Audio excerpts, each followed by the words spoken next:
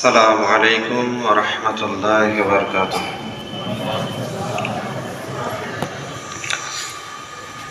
الحمد لله رب العالمين، والصلاة والسلام على أشرف الأنبياء والمرسلين وعلى آله وأصحابه أجمعين ومن تبعهم بإحسان إلى يوم الدين. أما بعد، فأعوذ بالله من الشيطان الرجيم.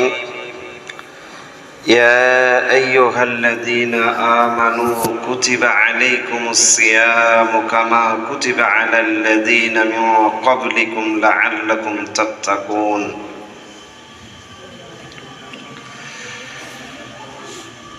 মাননীয় ও সম্মানীয় আজকের সভার সভাপতি, সমবেত দিন দরদি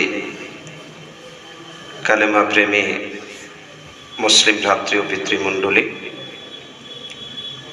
যাবতীয় প্রশংসা একমাত্র আল্লাহর, যিনি আমাদেরকে অত্যন্ত ভালোবেসে সমস্ত সৃষ্টিজীবের সেরা মানুষ করে সৃষ্টি করেছেন এবং আমাদের পাপগুলো মাপ করিয়ে নেওয়ার উদ্দেশ্যে একটি মাস ধরে সিয়াম সাধনার সুযোগ করে দিয়েছেন। সেই আল্লাহর সংক্ষিপ্ত প্রশংসা করি আলহামদুলিল্লাহ। অতঃপর মুহাম্মদুর রাসূলুল্লাহ সাল্লাল্লাহু আলাইহি সাল্লামের প্রতি অসংখ্য সালাত এবং সালাম অবতীর্ণ হোক। আমিন। আল্লাহুম্মা সাল্লি আলাইহি আল্লাহুম্মা বারিক আলাইহি। দিনী ভাই সকল, আমি যে বিষয় নিয়ে আলোচনা করব, বিষয়টির নাম হচ্ছে রমজানের প্রকৃত শিক্ষা হলো তাকওয়া।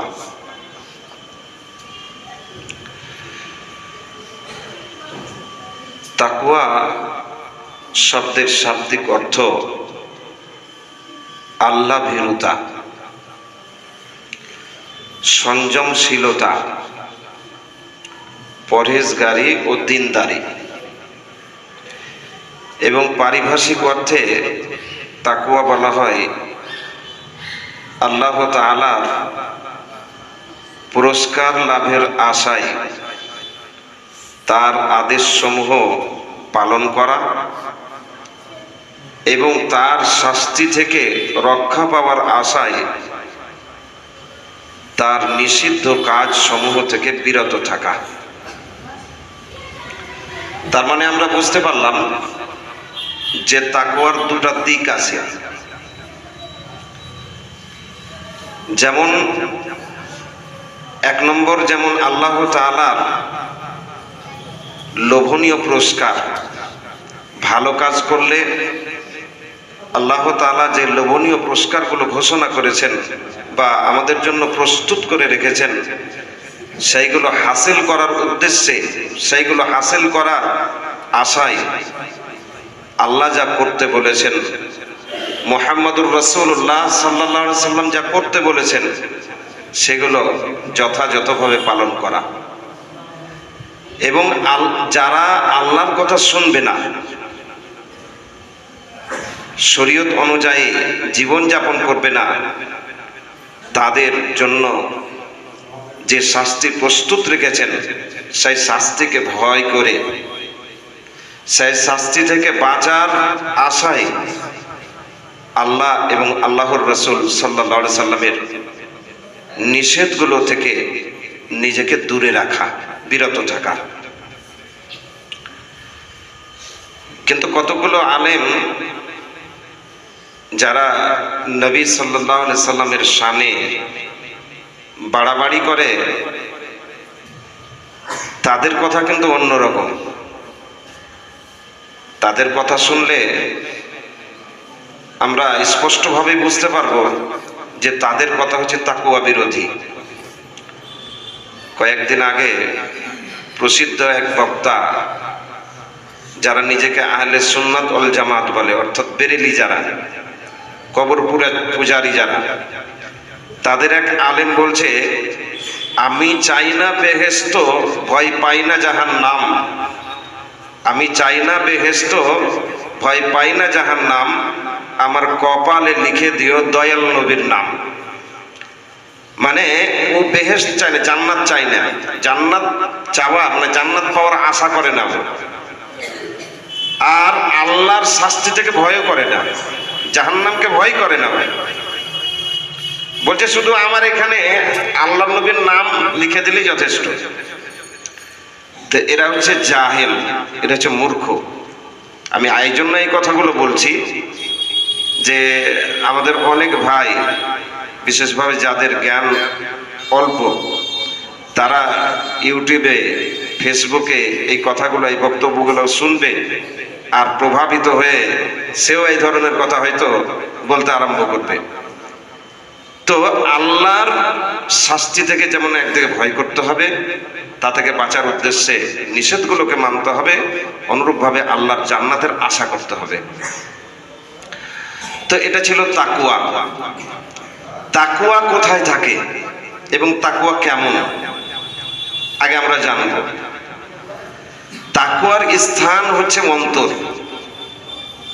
বাম দিকে হাত দিবেন তো দেখবেন একটা জায়গা উঠানামা করছে, একটু আওয়াজ করছে বাম দিকে, এই জায়গাটাতে।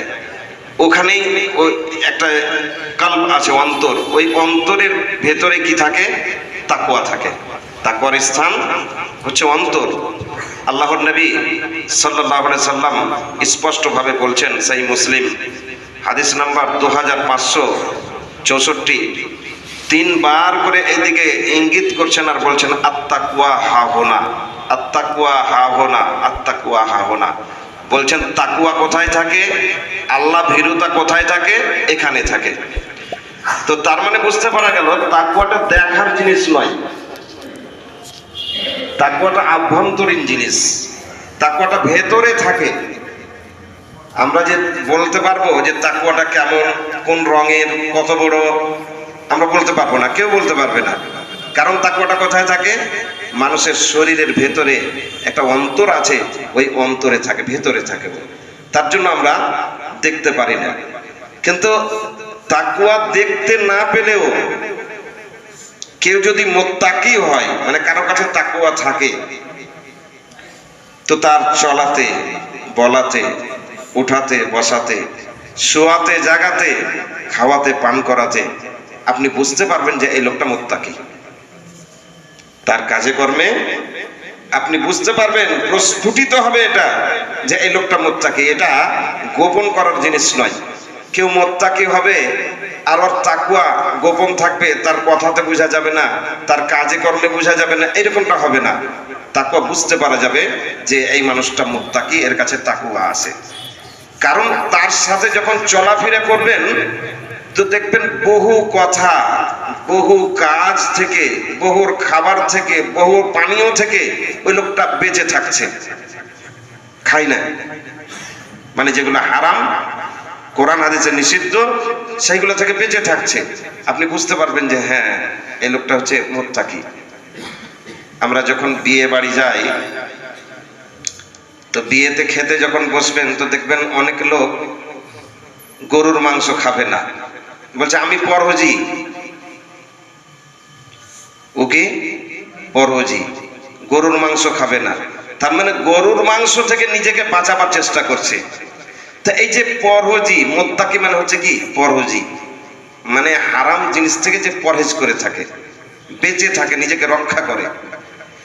তো আপনি যেমন ওখানে দেখতে পেলেন যে লোকটা পাতা নিয়ে বসে আছে, খেতে শুরু করছে না, সবাই খেতে শুরু করে দিয়েছে। বলছে ছোট মাংস কোথায় আছে গো? তো ছোট মাংস আসছে, তারপরে ওর পাতে পড়ছে, তখন খাচ্ছে।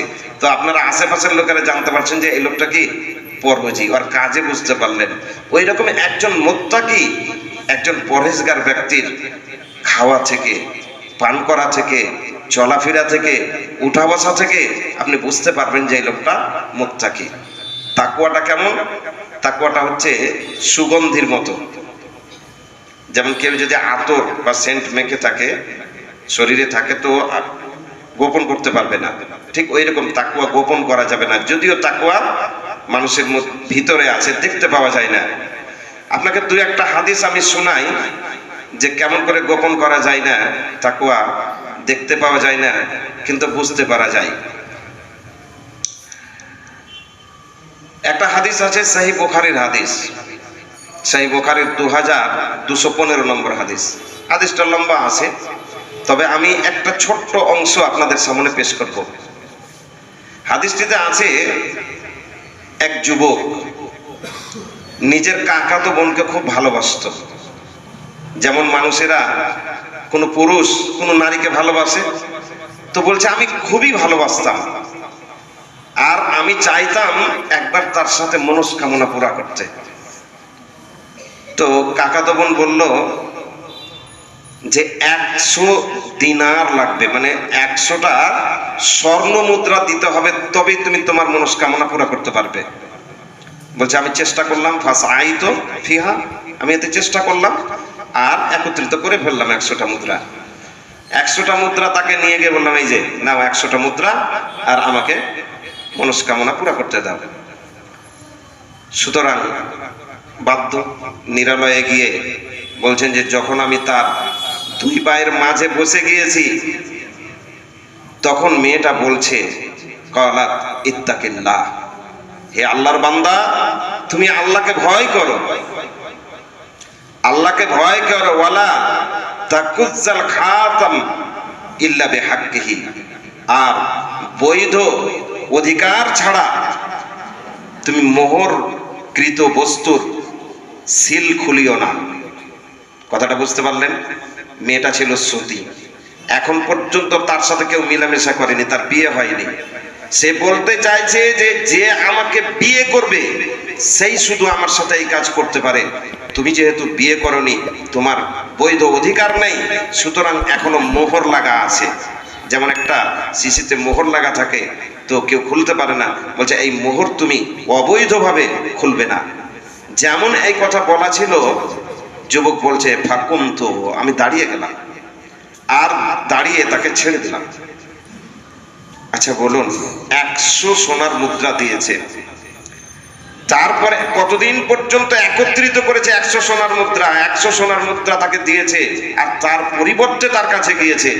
কিন্তু কি এমন জিনিস ছিল, অনেক দিন থেকে চাহিদা, তার সাথে মনস্কামনা পুরা করার অনেক দিন থেকে চাহিদা ছিল, কিন্তু এমন কোন জিনিস তাকে বাধা দিল?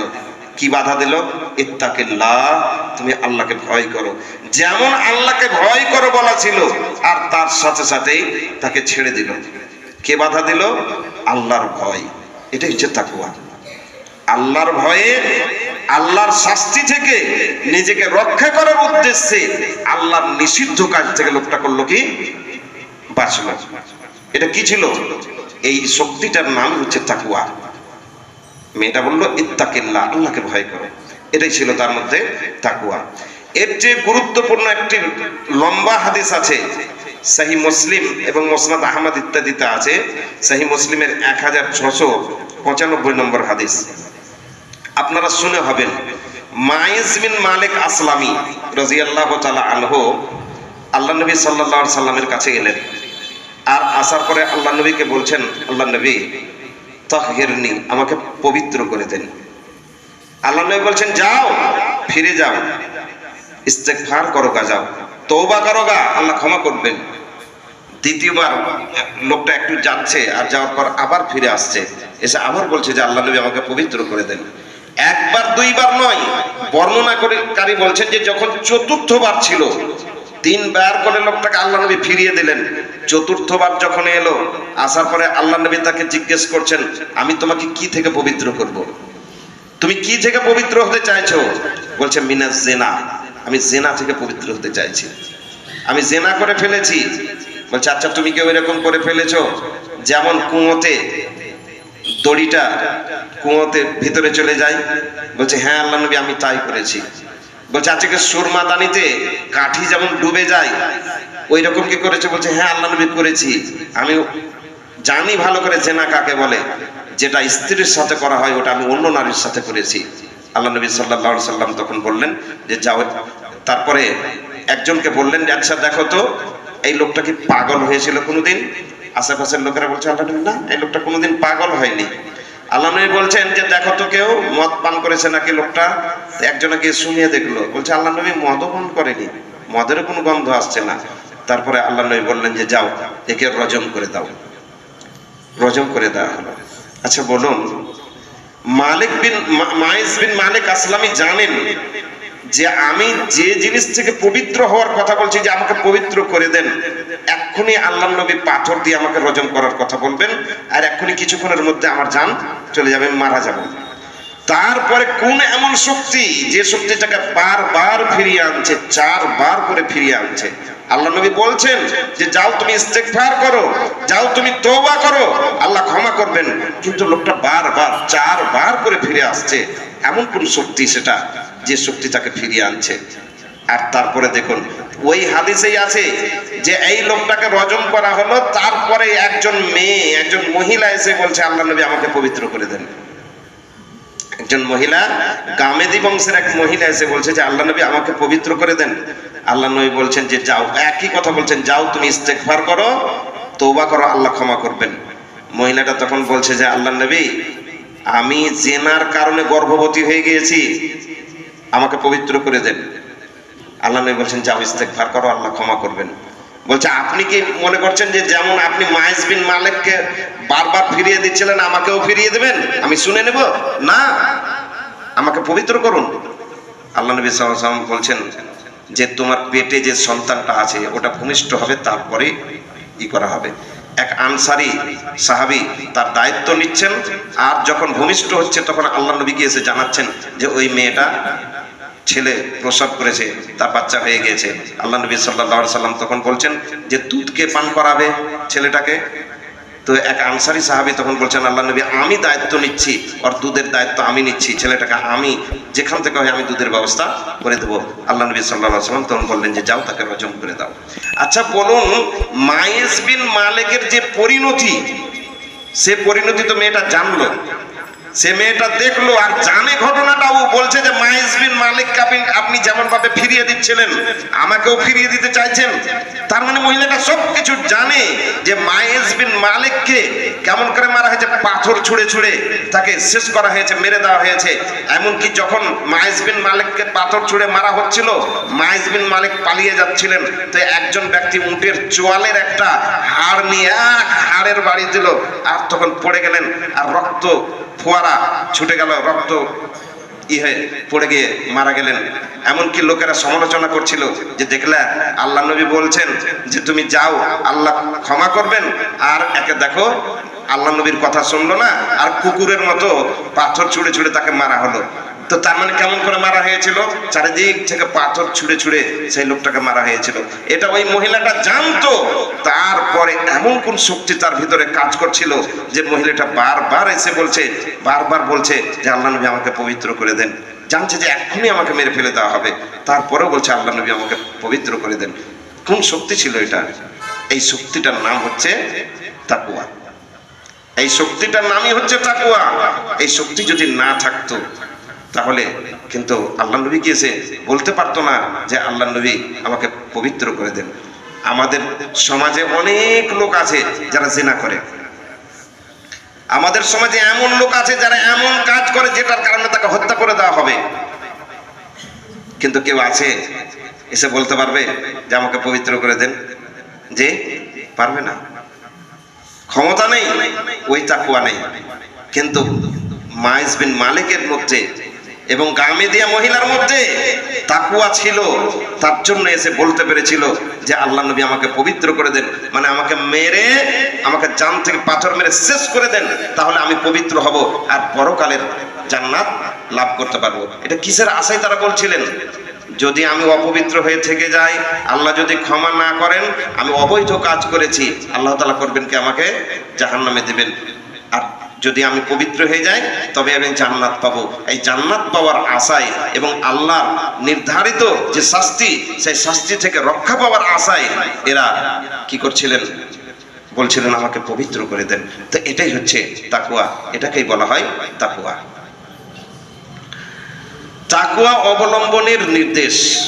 নবী আকরাম সাল্লাল্লাহু আলাইহি সাল্লাম আমাদেরকে তাকওয়া অবলম্বনের নির্দেশ দিয়েছেন। একটা ছোট্ট আয়াতের একটা অংশ, সূরা আলে ইমরান সূরা নম্বর 3 আয়াত নম্বর 102। ইয়া আইয়ুহাল্লাযিনা আমানু, হে বিশ্বাসীরা, ইত্তাকুল্লাহ, তোমরা আল্লাহকে ভয় করো, হাক্কা তুকাতিহি, কেমন করে ভয় করবে? যেভাবে ভয় করা দরকার, মানে তাকওয়া অবলম্বন করো।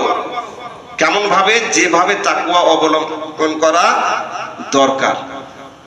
মুফাসসিরিনে ইকরাম এর ব্যাখ্যা করতে গিয়ে বলছেন যে আল্লাহ এখানে বলেছেন যে তাকওয়ার হক আদায় করো, তাকওয়ার হক আদায় করো। তাকওয়ার হক কেমন করে আদায় করব আমরা? আল্লাহ তাকওয়ার হক আদায় করতে বলছেন, তাকওয়া অবলম্বন এমন ভাবে করতে বলছেন যেন তাকওয়ার হক আদায় হয়ে যায়। তো কেমন ভাবে তাকওয়ার হক আদায় করা যাবে?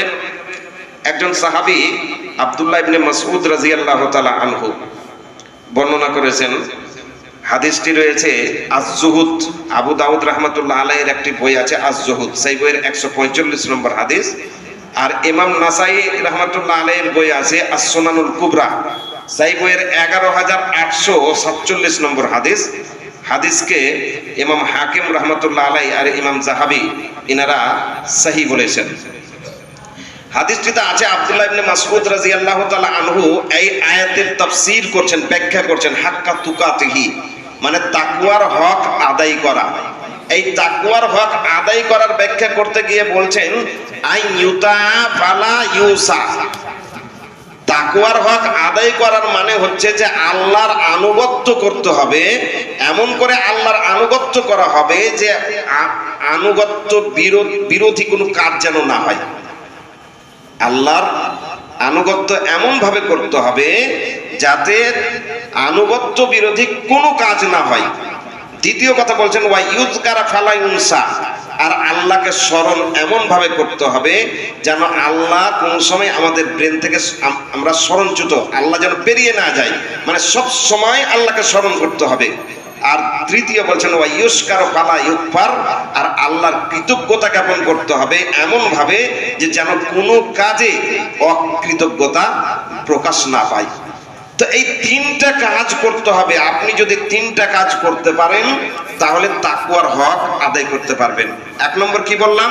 তাকওয়ার হক আদায় করার জন্য আল্লাহর আনুগত্য, আল্লাহ এবং আল্লাহর নবীর আনুগত্য করতে হবে, আর আনুগত্য বিরোধী কোনো কাজ করতে হবে না। দ্বিতীয় নম্বর আল্লাহর জিকির করতে হবে, আল্লাহকে সবসময় স্মরণে রাখতে হবে যেন কোনো সময় স্মরণচ্যুত না হয়ে যান, আল্লাহ যেন স্মরণ থেকে বেরিয়ে না যায়। আর তৃতীয় হলো যে আল্লাহর কৃতজ্ঞতা জ্ঞাপন করতে হবে যেন কোনো সময় আল্লাহর অকৃতজ্ঞ আপনি না হয়ে যান। এই তিনটা কাজ যদি আপনার মধ্যে থাকে তবে আপনি কি করলেন? তাকওয়া হক আদায় করতে পারলেন। তো আল্লাহ আমাদেরকে কি নির্দেশ দিয়েছেন? তাকওয়ার হক আদায় করো, মানে এমন ভাবে তাকওয়া অবলম্বন করো যেমন ভাবে তাকওয়া অবলম্বন করা দরকার, মানে তাকওয়ার হক যেন আদায় হয়ে যায়। তাহলে এটাই হচ্ছে আল্লাহর নির্দেশ।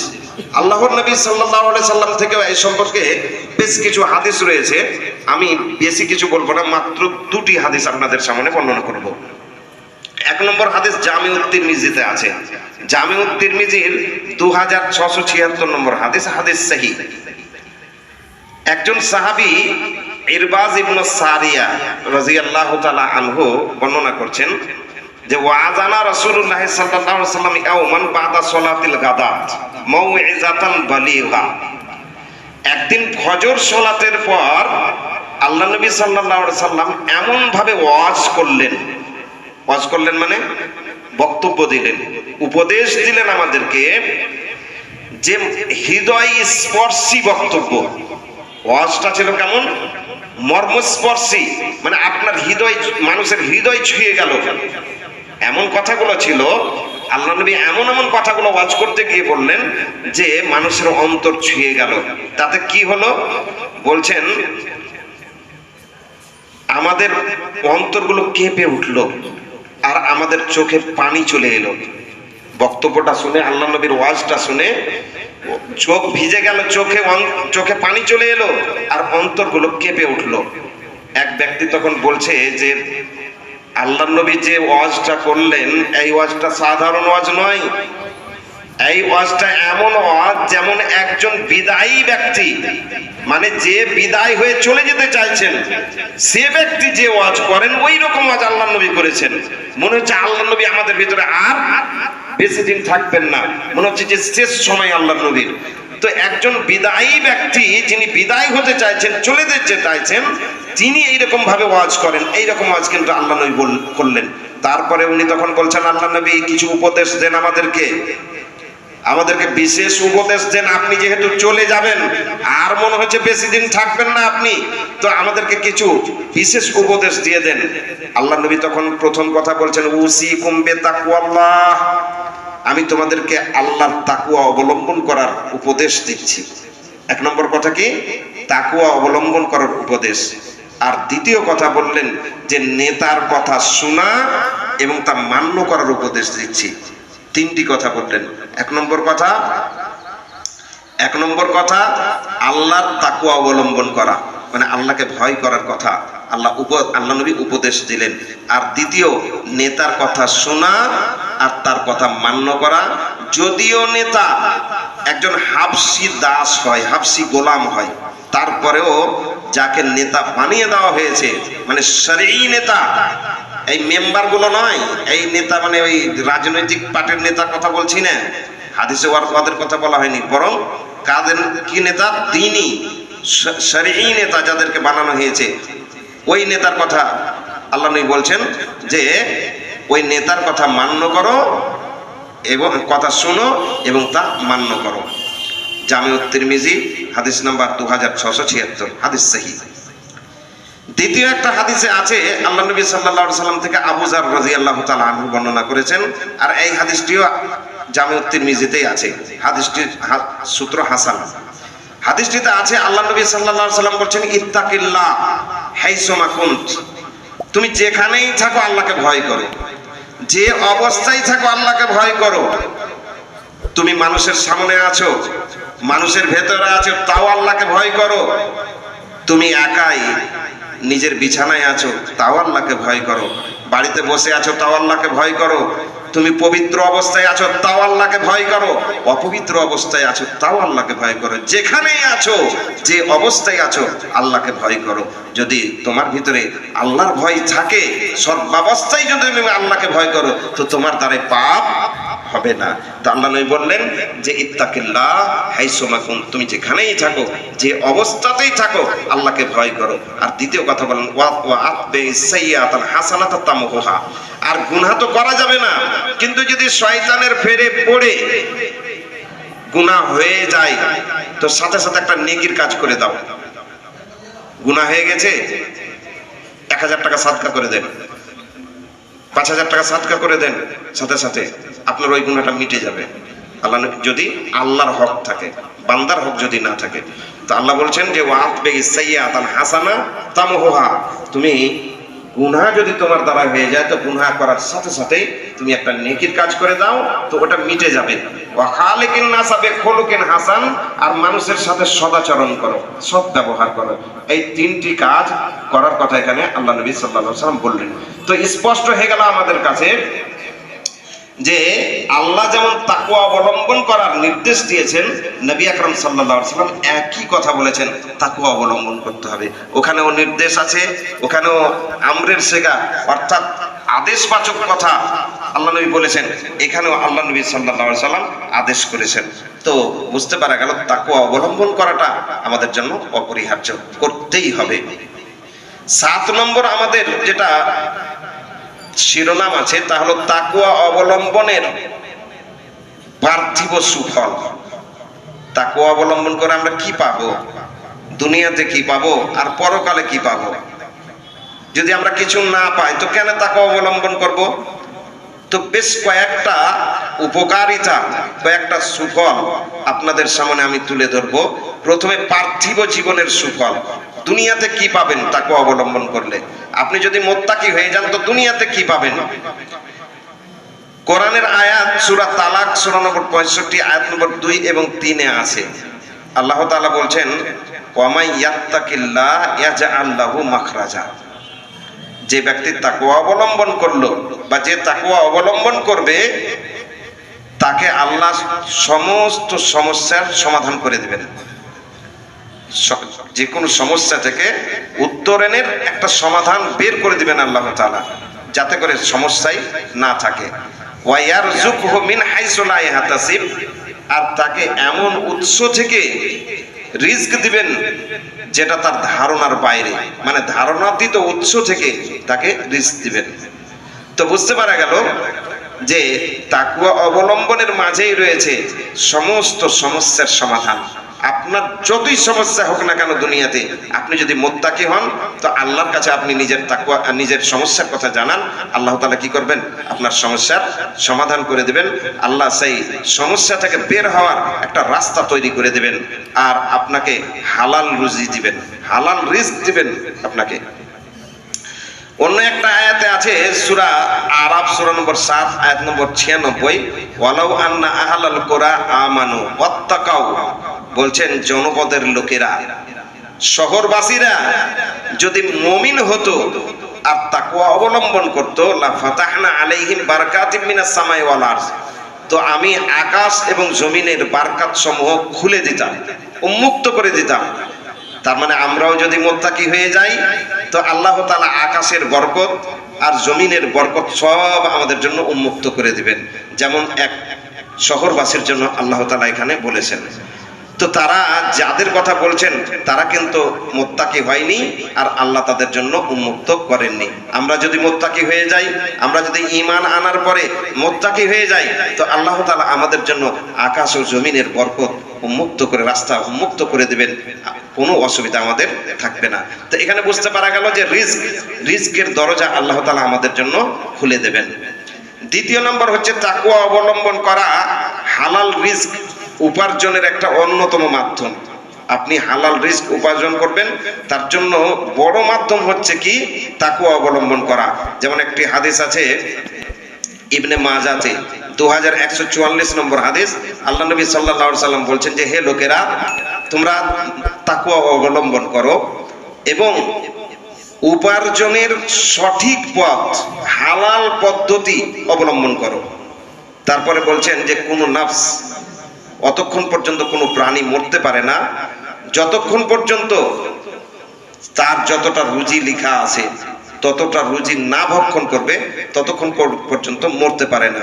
যদিও রুজিটা দেরিতে আসে, কিন্তু আসবে। আপনি যতটা ইনকাম করার ততটা উপার্জন করবেন, যতটা খাওয়ার ততটা খাবেন, তারপরেই আপনি মরবেন।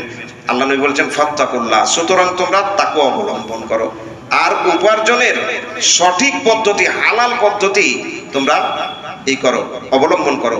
খুজুমা হাল্লা, যেটা হালাল সেটা গ্রহণ করো, ওয়া দাউ মা হারামা, আর যেটা হারাম সেটা ত্যাগ করে দাও। তো বুঝতে পারা গেল যে হালাল রুজি উপার্জনের একটা বড় মাধ্যম হচ্ছে তাকওয়া অবলম্বন করা। তৃতীয় হচ্ছে তাকওয়া অবলম্বনে রয়েছে আয়ু বৃদ্ধির করে নেওয়া। আপনি যদি নিজের বয়স বৃদ্ধি করিয়ে নিতে চাচ্ছেন আল্লাহর কাছে, তো আপনি কি করেন? তাকওয়া অবলম্বন করেন, মুত্তাকি হয়ে যান, তো আল্লাহ তাআলা আপনার কি করবেন? আপনার বয়স বাড়িয়ে দিবেন। যেমন একটি হাদিসে আছে, সহিহ হাদিস, মুসনাদ আহমদ, তারপর ইবনে হিব্বান ইত্যাদিতে সহিহ সূত্রে হাদিসটি বর্ণিত আছে। কেউ সহিহ বলেছেন, কেউ হাসান বলেছেন। হাদিসটিতে আছে যে মান আহাব্বা আন ইউবসাতা লাহু ফি রিজকিহি, যে ব্যক্তি চায় যে তার রুজি বাড়িয়ে দেওয়া হোক, আর ওয়ায়ুনসা লাহু ফি আজালিহি, আর তার আয়ুষ্কাল বাড়িয়ে দেওয়া হোক, ফালিয়াত্তাকিল্লাহ, সে যেন তাকওয়া অবলম্বন করে, মুত্তাকি হয়ে যায়। যদি কেউ মুত্তাকি হয়ে যায় তো আল্লাহ তার দুটি করবেন, এক নম্বর তার রুজি বাড়িয়ে দিবেন, আর তার আয়ুষ্কাল মানে বয়স বাড়িয়ে দিবেন। দ্বিতীয় একটা কাজ করতে বললেন, ওয়াল ইয়াসিল রাহিমা, আর সে যেন আত্মীয়তার সম্পর্ক দৃঢ় করে, মানে যারা আপনার আত্মীয় তাদের সাথে আপনি শক্ত মজবুত সম্পর্ক করুন, আপনার সম্পর্ক বাড়িয়ে দেন, তাহলে আল্লাহ তাআলা করবেন কি? আপনার রুজি বাড়িয়ে দেবেন, আর আপনার বয়স বাড়িয়ে দেবেন। চার নম্বর হচ্ছে আল্লাহ মুত্তাকিদের সাথে থাকেন। আল্লাহ তাআলা স্পষ্টভাবে বলছেন যে আল্লাহ কোথায় থাকেন? মুত্তাকিদের সাথে। যেমন আল্লাহ তাআলা বলছেন সূরা নাহল সূরা নম্বর 16 আয়াত নম্বর 128, ইন্নাল্লাহা মা'আল্লাযীনা তাকাউ ওয়াল্লাযীনা হুম মুহসিনুন, আল্লাহ তাআলা মুত্তাকিদের সাথে থাকেন, এবং যারা মুহসিন ইহসানের সাথে ইবাদত করে তাদের সাথে থাকেন। মুহসিন মানে ইহসান কাকে বলে? ইহসান বলা হয়, আল্লাহর নবী সাল্লাল্লাহু আলাইহি সাল্লামকে যখন জিবরাইল আলাইহিস সালাম জিজ্ঞেস করলেন ইহসান কাকে বলা হয়, তো আল্লাহর নবী বললেন আন তা'বুদাল্লাহা কাআন্নাকা তারাহু ইন লাম তাকুন তারাহু ফাইন্নাহু ইয়ারাক। মানে তুমি আল্লাহর ইবাদত এমন ভাবে করবে যে তুমি যেন আল্লাহকে দেখছো, আর যদি এতটা না হয় তো তোমাকে মনে রাখতে হবে যে আমি ইবাদত করছি তো আল্লাহ তাআলা আমাকে দেখছেন, এতটা অবশ্যই রাখতে হবে। তো এইভাবে যারা ইবাদত করতে পারবে এবং মুত্তাকি হবে, আল্লাহ তাআলা তাদের সাথে থাকবেন। সাথে থাকার মানে কি যে আমার পাশে বসে আছেন, হ্যাঁ আপনার পাশে বসে থাকবেন না। সাথে থাকার মানে হচ্ছে যে আল্লাহর সহযোগিতা আপনার সাথে থাকবে। আমরা বলি না, কেউ যখন এসে অভিযোগ করে যে আমার উপরে অমুক জানা অভিযোগ মানে জুলুম করছে, অত্যাচার করছে, তো আমরা বলি আচ্ছা ঠিক আছে যাও, আমি তোমার সাথে আজ দেখবো, তুমি বিচার ডাকো তো, আমি তোমার সাথে আছি, বলি কি বলি না? ঠিক ওই রকমই ব্যাপার। আল্লাহ বলেছেন যে আমি মুত্তাকিদের সাথে আছি, যারা মুত্তাকি তাদের সাথে থাকি আমি। তো আল্লাহর সহযোগিতা মুত্তাকির সাথে থাকে। তারপরে 5 নম্বর দেখুন, আল্লাহ মুত্তাকিদের হক ও বাতিলের পার্থক্য করা, হক ও বাতিলের মাঝে পার্থক্য করার একটা শক্তি দান করেন। আপনি বিচার করবেন, তো যদি আপনার মধ্যে এই শক্তিটা না থাকে, কোনটা সত্য আর কোনটা অসত্য এর মধ্যে পার্থক্য করার শক্তি যদি না থাকে, তা আপনি সঠিক বিচার করতে পারবেন না। তো আল্লাহ তাআলা বলছেন যে আমি মুত্তাকিদেরকে এই শক্তিটা দান করি। সূরা আনফাল সূরা নম্বর 8 আয়াত নম্বর 29 এ আল্লাহ বলছেন ইয়া আইয়ুহাল্লাযীনা আমানু, হে বিশ্বাসীরা, ইন তাত্তাকুল্লাহ, যদি তোমরা আল্লাহর তাকওয়া অবলম্বন করো, ইয়াজআল লাকুম ফুরকানান, তো আল্লাহ তাআলা তোমাদেরকে একটা এমন শক্তি দিবে যে শক্তি দ্বারা তোমরা হক ও বাতিলের মাঝে, সত্য মিথ্যার মাঝে পার্থক্য করতে পারবে, এমন শক্তি তোমাদেরকে দান করবেন। ওয়া ইউকাফির আনকুম সাইয়্যাতিকুম, আর তোমাদের পাপগুলো মোচন করে দিবেন। ওয়া ইয়াগফির লাকুম, আর আল্লাহ তোমাদেরকে ক্ষমা করবেন। আপনি বলবেন যে দুটার মধ্যে পার্থক্য কি? পাপ মোচন করা আর ক্ষমা করা, দুটার মধ্যে একটু পার্থক্য আছে। এখানে যে শব্দ এসছে, শব্দ করে একটা ইউকাফের, একটা একফের। পাপ মোচন করা মানে ছোট ছোট গুনাহগুলো মাফ করা, আর ক্ষমা করা একফের যেটা এসছে এর মানে হচ্ছে বড় বড় কোনো যত গুনাহ আছে সবকে ঢেকে দেওয়া, মিটিয়ে দেওয়া। তো দুটো আলাদা আলাদা। তার মানে আল্লাহ বলতে চাইছেন যে আল্লাহ তোমাদের ছোট গুনাহ মিটিয়ে দেবেন আর বড় গুনাহ কি করবেন? মাফ করে দেবেন, সব দূর করে দেবেন। 6 নম্বর হচ্ছে তাকওয়া অবলম্বনে দুনিয়ার শাস্তি থেকে মুক্তি পাওয়া যায়। দুনিয়াতে যদি হঠাৎ করে শাস্তি চলে আসে, তো মুত্তাকি ব্যক্তির উপরে শাস্তি কিন্তু আসবে না, মুত্তাকি ব্যক্তি কিন্তু বেঁচে যাবে। হঠাৎ করে আযাব চলে এলো আল্লাহ, আর কেউ মুত্তাকি আছে তার উপরে কিন্তু আযাব আসবে না। সবাই মরলেও সে মরবে না, সবাই ওই শাস্তি পেলেও সে ওই শাস্তি পাবে না। যেমন দেখুন সূরা ফুসসিলাত সূরা নম্বর 41 আয়াত নম্বর 18, আল্লাহ তাআলা বলেন ওয়া আম্মা সামুদ ফাহাদাইনাহুম, আর কওমে সামুদকে, সামুদ সম্প্রদায়কে আমি হেদায়েত করলাম, সঠিক পথ দেখালাম। ফাস্তাহাব্বুল আমা আলাল হুদা, কিন্তু এরা হেদায়েতের পরিবর্তে ভ্রষ্টতাকেই গ্রহণ করলো। বলছেন না আমরা হেদায়েত চাই না, ভ্রষ্টতাকে গ্রহণ করলো। তারপরে বলছেন ফা আখাযাতহুম সায়কাতুল আযাবিল হুম, তখন আল্লাহর পক্ষ থেকে লজ্জাজনক শাস্তির একটা আওয়াজ, বিকট আওয়াজ এলো, আর সেই আওয়াজ তাদেরকে পাকড়াও করলো, আর তারা করলো কি? মারা গেল। কিন্তু আল্লাহ তারপরে বলছেন ওয়ান্নাজাইনাল্লাযীনা আমানু ওয়া কানু ইয়াত্তাকুন, কিন্তু যারা ঈমান এনেছিল এবং তাকওয়া অবলম্বন করেছিল তাদেরকে আমি রক্ষা করলাম, তারা কিন্তু মরল না। দেখুন লক্ষ লক্ষ লোক, আওয়াজ এলো, বিকট আওয়াজ এলো, আর বিকট আওয়াজে সবাই মারা গেল, কিন্তু কারা মরল না? যারা মুত্তাকি, যারা ঈমান এনেছিল আর যারা মুত্তাকি, তারা কিন্তু মরল না। এক পরিষ্কার ভাবে আল্লাহ তাআলা ঘোষণা করছেন। তো তার মানে বোঝা গেল যে তাকওয়া অবলম্বন করলে দুনিয়াতেও আল্লাহর শাস্তি থেকে রক্ষা পাওয়া যায়। আরো একটা আছে, 6 নম্বর হচ্ছে তাকওয়া অবলম্বন করে হারাম উপার্জন করলে হারাম উপার্জন থেকে আপনি যদি তাকওয়ার কারণে বাঁচতে চান, তো আল্লাহ তাআলা আপনাকে তার থেকে ভালো রুজি দান করবেন। যেমন এখানে আছে, নবী আকরাম সাল্লাল্লাহু আলাইহি সাল্লাম একদিন এক গ্রাম্য ব্যক্তিকে হাত ধরে কথা বলতে বলতে যাচ্ছেন। কথা বলতে বলতে লোকটা বলছে, আল্লাহ নবী আমাকে কিছু শিক্ষা দেন, উপদেশ দেন। আল্লাহ নবী তাকে উপদেশ দিচ্ছেন, বলছেন ইন্নাকা লান তাদা শাইয়ান ইত্তাকা আল্লাহ ইল্লা আতাকাল্লাহু খাইরাম মিনহু। তুমি যদি আল্লাহর ভয়ে আল্লাহর তাকওয়া অবলম্বন করতে গিয়ে কোনো জিনিস বর্জন করে দাও, তো আল্লাহ তোমাকে তার চেয়ে উত্তম জিনিস দিয়েই থাকবেন। মনে করুন আপনি, আপনার বিড়ির কারখানা আছে, আপনি বিড়ি কারখানা ত্যাগ করে দিলেন আল্লাহর ভয়ে, যে হারাম উপার্জন আমি করব না। বা আপনার বাড়িতে বিড়ি বাঁধছে, আপনি বিড়ি বাঁধার ছেড়ে দিলেন। কোন সুদ আপনার বাড়িতে আছে, ওই সুদ আপনি নিলেন না, ছেড়ে দিলেন। কিসের ভয়ে? যে এটা হচ্ছে হারাম, আল্লাহর ভয়ে। আল্লাহ তাআলা আপনাকে তার চেয়ে ভালো রুজি দিয়েই থাকবেন, কিন্তু আপনাকে অপেক্ষা করতে হবে। হতে পারে আপনি বিড়ির কারখানা উঠিয়ে দিলেন, লক্ষ লক্ষ টাকা ইনকাম হতো, কোম্পানি উঠিয়ে দিলেন, আপনার কোটি কোটি টাকা ইনকাম হতো, তারপরে সাথে সাথেই তো আপনি উপার্জনের অত বড় পথ পেয়ে যাবেন না। আল্লাহ হয়তো আপনার পরীক্ষা নেবেন, কিছুদিন হয়তো আপনার ভাগ্যে কষ্ট আছে, যে আল্লাহ হয়তো আপনাকে পরীক্ষা করবেন, যে বান্দা তুমি কি সত্যিকারই আমার জন্যই ছেড়েছো, দেখি তোমাকে। অনেক ভাই এরকম আছে যে আল্লাহর ভয়ে হারাম ছাড়লো, আর ছাড়ার পরে, হারাম ছাড়ার পরে দেখছে যে আর তো বালা মুসিবত শুরু হয়ে গেল, না খেয়ে মরতে লাগলাম, তখন ফের বিড়ি শুরু করে দিল, তখন ফের মানে নামাজ ছেড়ে দিল, ইত্যাদি ইত্যাদি শুরু করে দেয়। মানে আল্লাহর পরীক্ষাতে পাস হতে পারলো না। আল্লাহ তার পরীক্ষা নিচ্ছিল যে তুমি দেখি তুমি কার জন্য ছেড়েছো। তুমি তো মানুষের সামনে বলছো যে আমি বিড়ি ছেড়ে, কার জন্য ছেড়েছো তুমি হারামটা? তো হয়তো পরীক্ষা হতে পারে, কিন্তু আল্লাহ নবী সাল্লাল্লাহু আলাইহি ওয়াসাল্লাম স্পষ্ট ভাবে বলছেন যে তোমাকে তার চেয়ে ভালো জিনিস আল্লাহ তাআলা অবশ্যই দিয়ে থাকবেন। তো এইগুলো ছিল কি ইহকালীন জীবনের উপকারিতা। এবার আমরা দেখব পরকালীন জীবনের উপকারিতা। পরকালীন জীবনে আমরা কি উপকার পাবো? এক নম্বর হচ্ছে তাকওয়া অবলম্বনে সর্বোচ্চ মর্যাদা হাসিল করতে পারবেন, আল্লাহর কাছে গিয়ে সর্বোচ্চ মর্যাদা হাসিল করতে পারবেন। যেমন কোরআনে আছে সূরা হুজুরাত সূরা নম্বর 49 আয়াত নম্বর 13, আল্লাহ তাআলা নবী সাল্লাল্লাহু আলাইহি ওয়াসাল্লাম বলছেন, আল্লাহ বলেছেন ইন্না আকরামাকুম ইনদাল্লাহি আতকাকুম, তোমাদের মধ্যে আল্লাহর কাছে সবচেয়ে মর্যাদাবান ব্যক্তি সেই ব্যক্তি যে সবচেয়ে বড় মুত্তাকি। মানে যার কাছে যত বেশি তাকওয়া আছে, আল্লাহর কাছে তার মর্যাদা তত বেশি।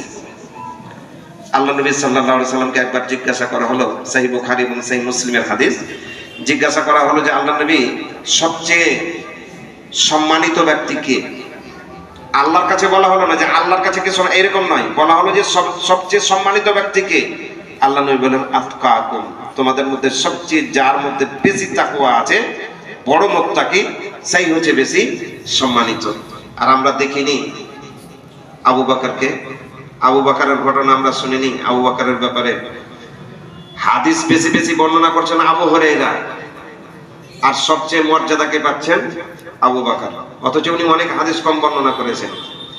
আবু বকর রাদিয়াল্লাহু তাআলা আনহু সবথেকে বেশি হাদিস বুঝতেন, সবথেকে বেশি বড় মুত্তাকি ছিলেন, সবচেয়ে বেশি কোরআন হাদিসের সত্যায়ন করেছেন। আল্লাহর নবীর পরে তার মর্যাদা ছিল। তা আল্লাহ দুনিয়াতেই আবু বকরকে মর্যাদা, এমন মর্যাদা দিলেন যে আল্লাহর নবীর পরেই তার মর্যাদা।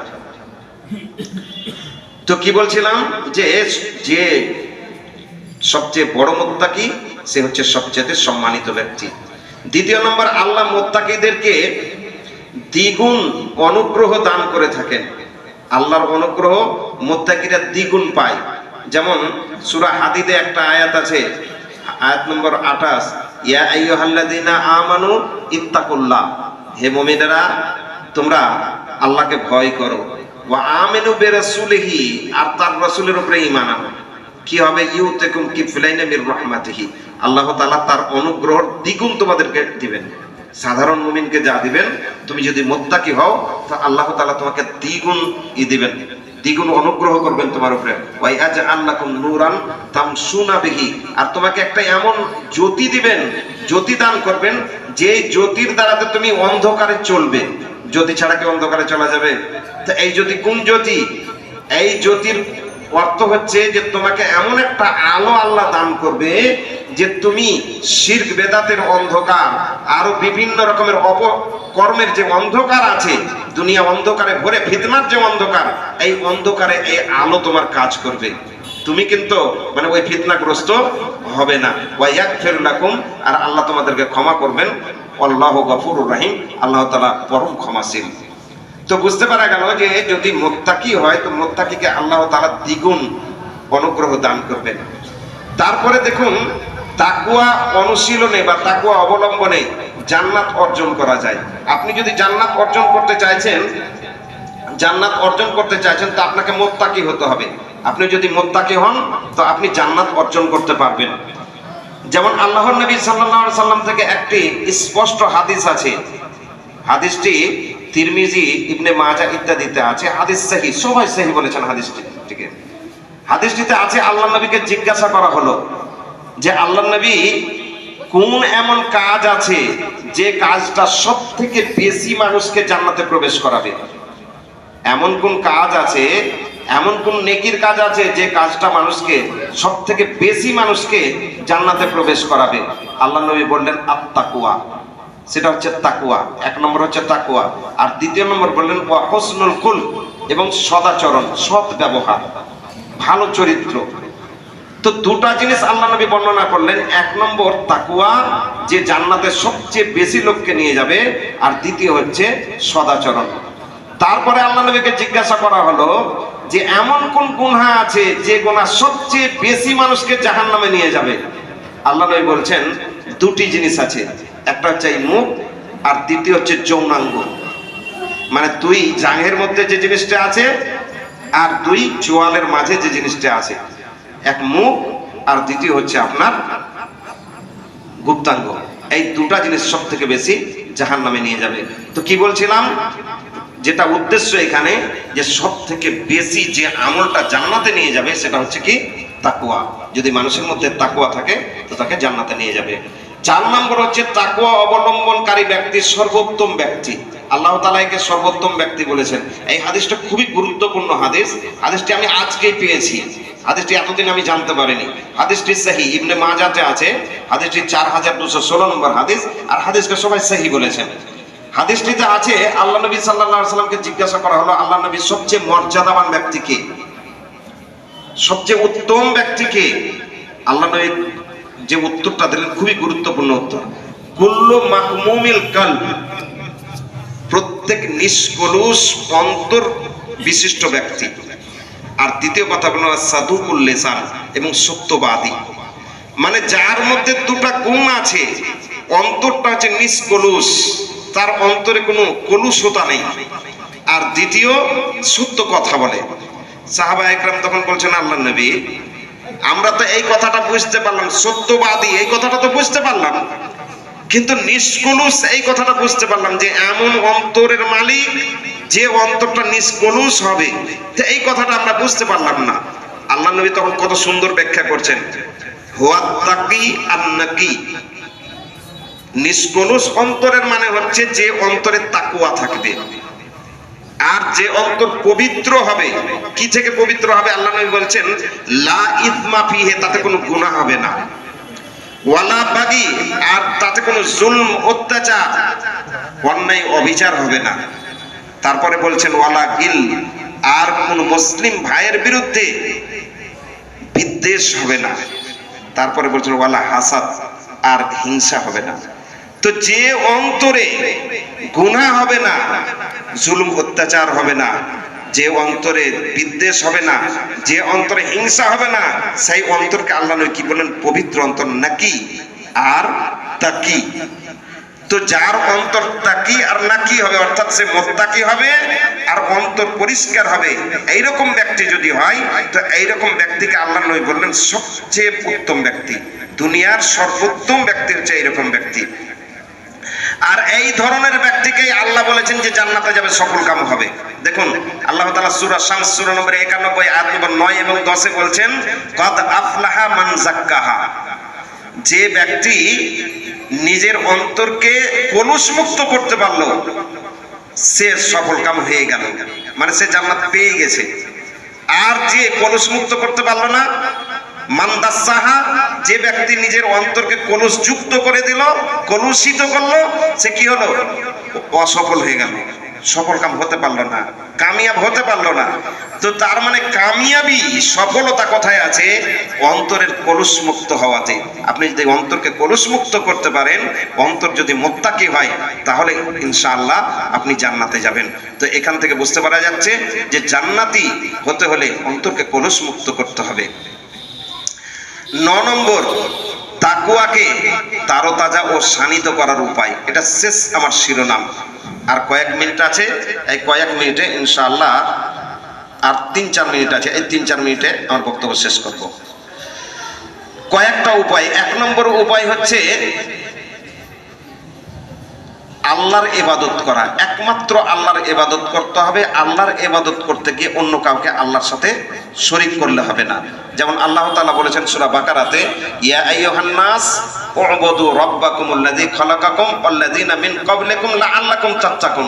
হে লোকেরা, তোমরা আল্লাহর ইবাদত করো, সেই আল্লাহর যে তোমাকে সৃষ্টি করেছেন, এবার তোমার পূর্ববর্তী লোকেরাকে সৃষ্টি করেছেন, লাআল্লাকুম তাত্তাকুন, যাতে করে তুমি মুত্তাকি হতে পারো। দ্বিতীয়, কেসাস নেওয়াতে, মানে প্রতিশোধ গ্রহণের বিধান কায়েম করাতে কি আছে? তাকওয়া অবলম্বন করা যায়, তাকওয়া, নিজের তাকওয়াকে শানিত করা যায়। মানে কেসাস নেওয়ার মানে হচ্ছে যে কোনো ব্যক্তি অন্য এক ব্যক্তিকে অন্যায়ভাবে হত্যা করে দিয়েছে, আর ওখানে ইসলামী শাসন আছে, তো শাসকের কর্তব্য হচ্ছে যে ব্যক্তি হত্যা করেছে তার পরিবর্তে তাকেও হত্যা করা। তার জন্য 3টা আছে, 3টা অপশন আছে। যখন ওদিকে যাচ্ছি না, দেরি হয়ে যাবে, তো ওকেও হত্যা করা। তো আল্লাহ এখানে বলছে যে এই বুদ্ধিমান লোকেরা শোনো, কেসাস নেওয়াতে জীবন আছে। কেসাস নেওয়াতে জীবন আছে না মরণ আছে? মরণ আছে। একটা মানুষ আরেকটা মানুষকে, একজন আরেকজনকে হত্যা করেছে, এবার ওর পরিবর্তে একেও হত্যা করে দেওয়া হবে, তার মরণ হলো না? তার প্রতিশোধ নিতে গিয়ে একেও যখন হত্যা করে দিলেন, তো মরণ আছে। তো আল্লাহ বলছেন যে ওতে কি আছে? জীবন আছে। কেমন করে জীবন আছে জানেন? সৌদি আরবে দেখবেন সারা বছরে অন্যায়ভাবে হত্যা হয়তো 1-2টা হয়, কারণ জানে যে অন্যায়ভাবে হত্যা করলে আমাকে হত্যা করে দেবে, এই ভয়ে কি হয় না, কেউ কাউকে হত্যা করে না।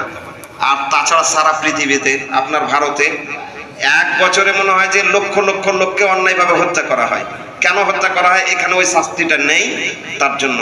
তার মানে কেসাস নেওয়াতে কি আছে? জীবন আছে না? লক্ষ লক্ষ লোকের জান বেঁচে যাচ্ছে, কেসাস আছে সৌদি আরবে, তার জন্য। আর এখানে প্রতিশোধের বিধান নেই, তার জন্য লক্ষ লক্ষ লোকের জান মরে যাচ্ছে। যেমন একটা উদাহরণস্বরূপ বলা যেতে পারে, একটা ফলের নাম হচ্ছে বেদানা। যারা জানে না, কোনোদিন দেখেনি বেদানা, নাম শুনে বলবে যে বেদানা মানে যার মধ্যে কোনো দানা নেই, তাই তো? আর যখন এটা ফেড়ে দেখবেন তো কি আছে? দানাই দানা। নাম বেদানা, আর ফাড়লে দানাই দানা। ঠিক ওই রকমই কেসাস কথাটা শুনে মনে হচ্ছে আরে একজনকে তো মেরে ফেলে দিবে, কিন্তু যখন আপনি গভীরভাবে চিন্তা করবেন তো দেখতে পাবেন যে একজনকে মেরে লক্ষ লক্ষ লোকের জান বাঁচিয়ে দেওয়া হবে। তো এই কাজটা যদি করতে পারেন, তো আল্লাহ বলছেন লাআল্লাকুম তাত্তাকুন, তোমরা মুত্তাকি হয়ে যাবে, তোমরা যেন মুত্তাকি হতে পারো, এই জন্য এটা বলা হয়েছে। অনুরূপভাবে আমি একটা আয়াত প্রথমে পড়েছিলাম, ইয়া আইয়ুহাল্লাযীনা আমানু কুতিবা আলাইকুমুস সিয়াম কামা কুতিবা আলাল্লাযীনা মিন ক্বাবলিকুম লাআল্লাকুম তাত্তাকুন, যে হে মুত্তাকিরা, হে মুমিনেরা, তোমাদের উপর সিয়াম ফরজ করা, রমজান মাসের সিয়াম ফরজ করা হয়েছে যাতে করে তোমরা মুত্তাকি হতে পারো। পূর্বেকার লোকের করা হয়েছিল যাতে করে তোমরা মুত্তাকি হতে পারো। তার মানে রমজান মাসের সিয়াম পালন করে আমরা কি হতে পারবো? মুত্তাকি হতে পারবো। এটা তাকওয়াকে শানিত করার একটা উপায়। আর শেষ যেটা, আল্লাহর যেটা পথ, সরল পথ, সেই সরল পথ যদি অবলম্বন করি আমরা, তো আল্লাহ তাআলা বলছেন যে সরল পথ অবলম্বন করলে লাআল্লাকুম তাত্তাকুন, তোমরা মুত্তাকি হতে পারবে। তার মানে কয়েকটা জিনিস আমরা দেখলাম, 5টা উপায় দেখলাম। এই 5টা উপায় যদি অবলম্বন করি তাহলে আমরা কি হতে পারবো? আমরা মুত্তাকি হতে পারবো। শেষে একটা আয়াতের করে আমি আপনাদের কাছ থেকে বিদায় নিব। আয়াতটিতে আছে, শেষ নম্বরে আছে, কোরআনের কাছাকাছি হয়ে আমরা যদি কোরআনের কাছাকাছি হই, অর্থাৎ কোরআন তেলাওয়াত করি, বেশি বেশি তেলাওয়াত করি, কোরআন মুখস্থ করি, কোরআনের অর্থ জানি, কোরআনের ব্যাখ্যা জানি, কোরআনের উপরে আমল করি, কোরআনের প্রচার প্রসার করি, তাহলে কি হতে পারবো? আমরা মুত্তাকি হতে পারবো। এটা হচ্ছে একটা বড় উপায়। যেমন কোরআনেই আছে, সূরা জুমার সূরা নম্বর 39 আয়াত নম্বর 27তে আছে, ওয়ালাকাদ জারাবনা লিন-নাসি ফি হাযাল কোরআনি মিন কুল্লি মাসাল। আমি মানুষের জন্য এই কোরআনে প্রত্যেকটা দৃষ্টান্ত পেশ করেছি, উপমা পেশ করেছি, কারণ লাআল্লাহুম ইয়াতাযাক্কারুন, যাতে করে তারা উপদেশ গ্রহণ করতে পারে। তারপরে বলছেন কোরআনান গায়রা জি জারঈন। আর কোরআনটা কোরআনান আরাবিয়ান, এটা আরবি কোরআন, এর মধ্যে কোনো বক্রতা নেই। কেন বক্রতা নেই? লাআল্লাহুম ইয়াত্তাকুন, যাতে করে এরা মুত্তাকি হতে পারে। তার মানে কোরআন যদি আপনি করেন, এই আরবি কোরআন যদি আপনি পড়েন বা তার কাছাকাছি হন, তাহলে আপনি মুত্তাকি হতে পারবেন। এই জন্য আল্লাহ তাআলা অন্য জায়গায় বলেছেন, ইন্নাহু লাতাযকিরাতুল লিল মুত্তাকিন। এটা মুত্তাকিদের জন্য হচ্ছে উপদেশ, সকলের জন্য উপদেশ, কিন্তু সবাই গ্রহণ করবে না। কে গ্রহণ করবে? মুত্তাকিরা গ্রহণ করবে। তার জন্য আল্লাহ তাআলা বলছেন এটা মুত্তাকিদের জন্য উপদেশ। যাই হোক, তিনি ভাই সকল, আমরা বুঝতে পারলাম যে আমরা যদি নিজের তাকওয়াকে তরতাজা করতে চাই, শানিত করতে চাই, তাহলে আমাকে তাকওয়া লাগবে। আমরা যদি জান্নাতে যেতে চাই, আমরা যদি দুনিয়াতে বাঁচতে চাই, তাহলে আমাদের সঠিকভাবে সম্মানের জীবন যাপন করতে চাই, পরকালে গিয়ে সম্মান পেতে চাই, তাহলে আমরাকে তাকওয়া অবলম্বন করতে হবে। আল্লাহ তাআলার কাছে দোয়া হবে, আল্লাহ তাআলা যেন আমাদের সকলকেই মুত্তাকি হয়ে যাওয়ার তৌফিক দান করেন, যাতে করে আমরা এই রমজান মাসে হালাল কাজগুলো ত্যাগ করে, আসলে হালাল নয় এগুলো, মানে সিয়ামের বাইরে এগুলো হালাল, কিন্তু যেমন সিয়াম রাখলেন, ফজরের আজান হয়ে গেল, হারাম হয়ে গেল, ওই জিনিসগুলো থেকে বেঁচে থেকে 11টা